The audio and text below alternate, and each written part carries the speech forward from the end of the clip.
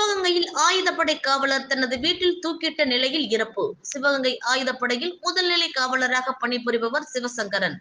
வயது 30. இவர் ஆயுதப்படை குடியிருப்பில் குடும்பத்துடன் வசித்து வந்துள்ளார். நேற்று முன்தினம் சிவசங்கரன் காரைக்குடியில் உள்ள வாக்கு எண்ணிக்கை மையத்தில் பாதுகாப்பு பணியில் இருந்துள்ளார். பணி முடிந்து காலை ஆயுதப்படை குடியிருப்பில் உள்ள தனது வீடு திரும்பியுள்ளார்.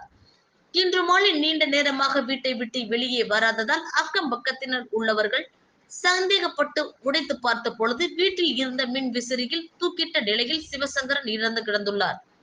இது குறித்து தகவல் கிடைத்ததும் மாவட்ட போலீஸ் சூப்பரண்ட் டோங்கரே பிரவீன் உமேஷ், துணை சூப்பரண்ட் சிபிப் சாய் சௌந்தர்யன் ஆகியோர் சம்பவ இடத்திற்கு விரைந்து வந்து விசாரணை நடத்தினார்கள்.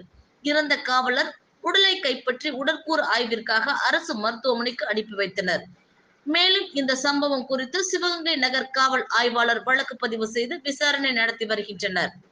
போலீசார் நடத்திய விசாரணையில் சிவசங்கரன் சிவகங்கை வஉசி தெருவைச் சேர்ந்தவர் என்றும், இவரது மனைவி பெயர் லட்சுமி பிரியா. தற்பொழுது லட்சுமி பிரியா பரமக்குடியில் உள்ள அவரது தாயார் வீட்டிற்கு சித்திரை திருவிழாவிற்கு சென்றுள்ளதாகவும் கூறப்படுகின்றது.